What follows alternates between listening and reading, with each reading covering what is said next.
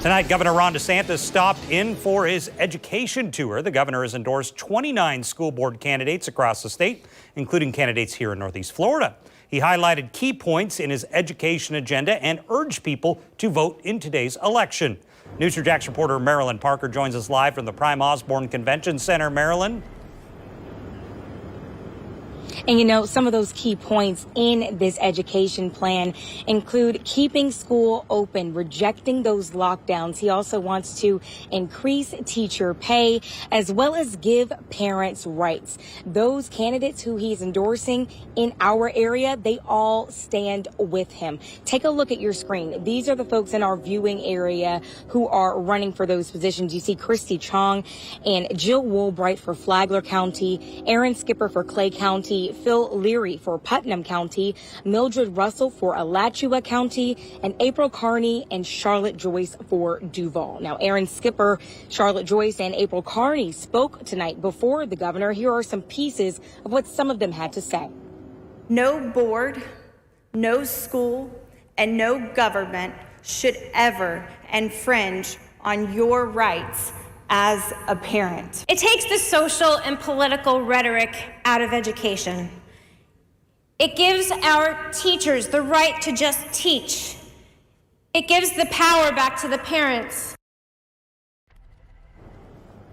Now, you last heard from April Carney there. She was talking about Governor DeSantis's parental rights and education bill. Now, one of her opponents is Elizabeth Anderson. We reached out to her office tonight and they're still waiting to hear back. But on Anderson's website, she talks about creating a public education system based on values that work for all students. Now, I bring this up because Governor DeSantis tonight didn't say Anderson's name.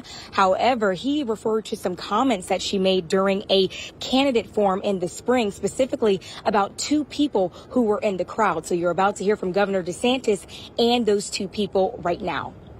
These school board races, they will reverberate in significance. I used to not think as much of them, I'll admit. I mean, I would research the candidates, but it wasn't anything I would have ever endorsed over or given money. And, you know, we've given money to candidates and done a lot to try to help good people. But we now know how important it is to be able to do it. And you have, I saw in some report, you have a leftist school board member that was denigrating one of our folks as being a token.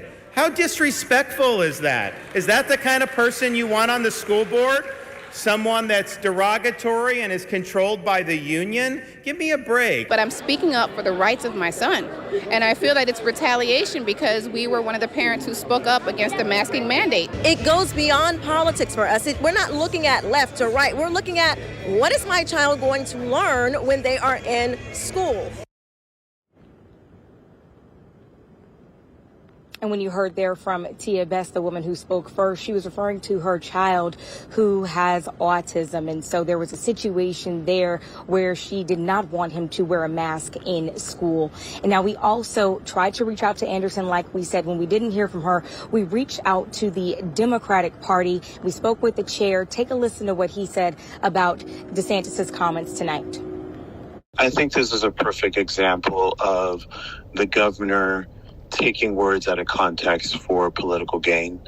What I believe school board member Anderson was speaking to, and I can't speak for her, was many organized organizations propelled by Governor DeSantis going to school boards and spreading misinformation regarding mask mandates or instructional material that are being given out in schools. Now, coming up tonight on News 4 Jax at 11, the Duval Dems, they go after April Carney and some of the allegations against her. We were able to catch up with April Carney here in the parking lot just a few minutes after the event here at Prime Osborne ended. And then we also get into the conversation of these school board races becoming political, whereas the Duval Dems believe Governor DeSantis is using this for his views. So we're going to have all of that coming up tonight on News 4 Jax at 11. Reporting live, Marilyn Parker, Channel 4, the local station.